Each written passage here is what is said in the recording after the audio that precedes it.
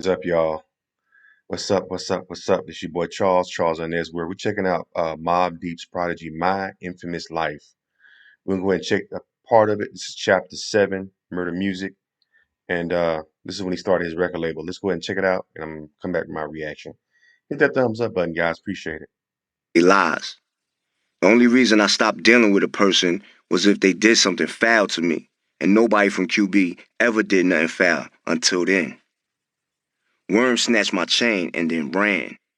I popped open my car's hood to get my gun out to shoot up that piece of shit Land Rover that he, Fakey, Spank, Mega, and Ice were in. I looked over at Stobo, and he already knew what I was thinking. The only thing that stopped me from punching holes in that Jeep was Ice and Cormega. If they wasn't in there, I'd probably be doing murder time right now. Fakey and Worm thought they was so gangster, but a real gangster nigga almost put an end to their career as petty crooks that night. I sat in the driver's seat with the gun on my lap, itching to show these wannabe thugs how I got down. But my better judgment caused me to pull off. I catch them soon enough.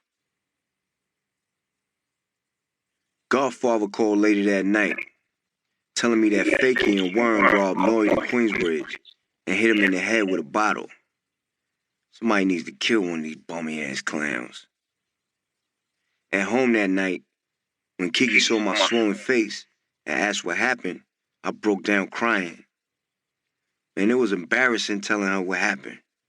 All the years I've been in QB, I never had problems with people, because my hand didn't call for that.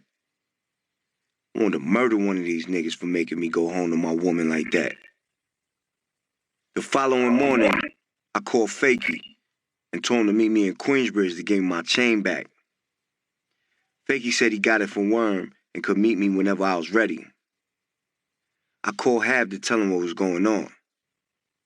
"Don't go, Pete. Don't trust him," he kept telling me. "You shouldn't go to QB no more." "Man, listen, fuck all that," I said. "I'm not scared of these bitch-ass niggas. I'm getting my chain back." Havoc was just looking out for my safety. But what he was telling me was the total opposite of how my pops raised me. When I got to the projects, I called Fakey, and he told me that he had to go to the studio with Nas and we could meet by the Hit Factory in Manhattan. Mind you, I'm by myself. No army, no gang, no soldiers. Just me and my 9 Ruger.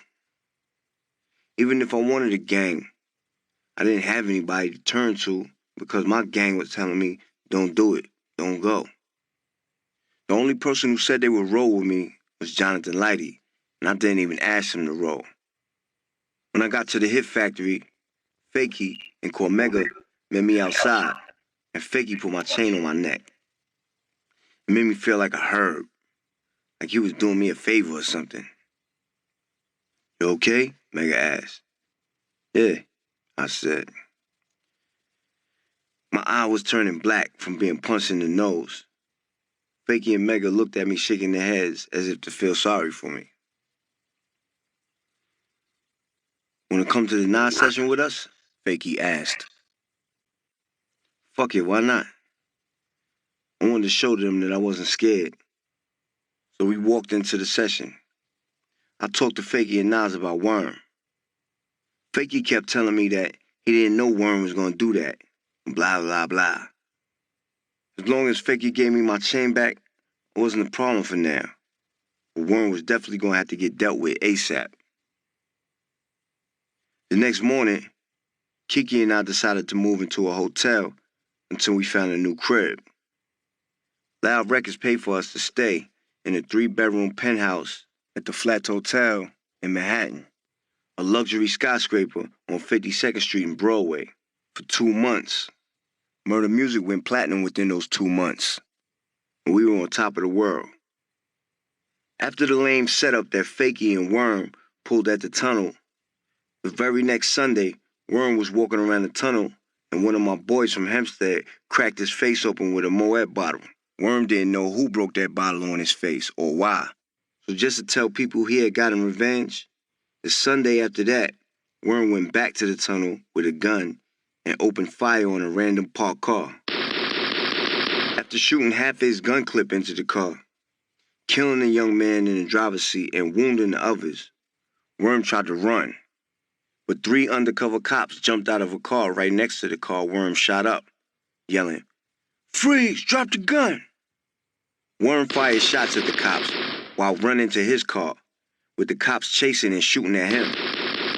The cops shot up Worm's ride, riddling his body with bullets and almost killing him. Hmm. Worm got 50 years to life.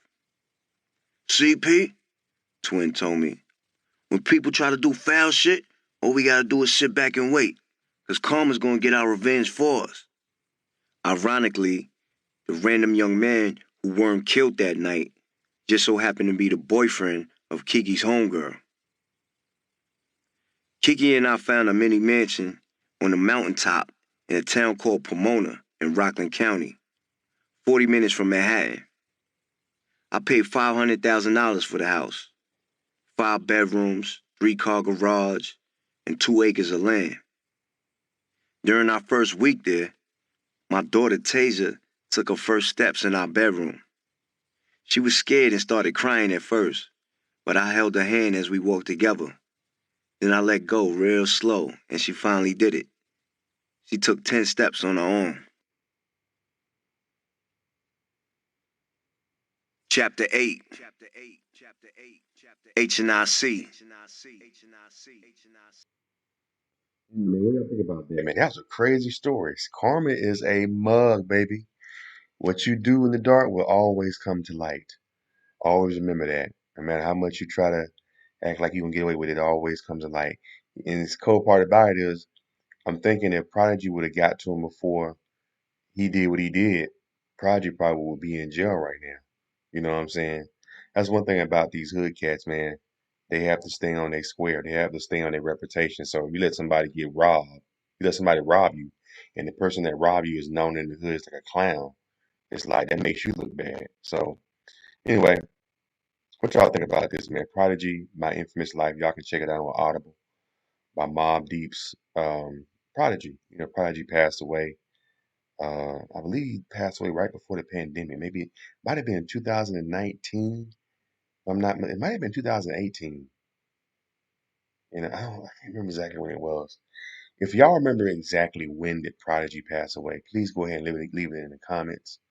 And let me know what y'all think. If y'all have heard this autobiography before, let me know what y'all think before I get. I haven't got really in. I'm only on chapter 7, going into chapter 8, so I haven't really got it really. But it's so far it's been pretty good.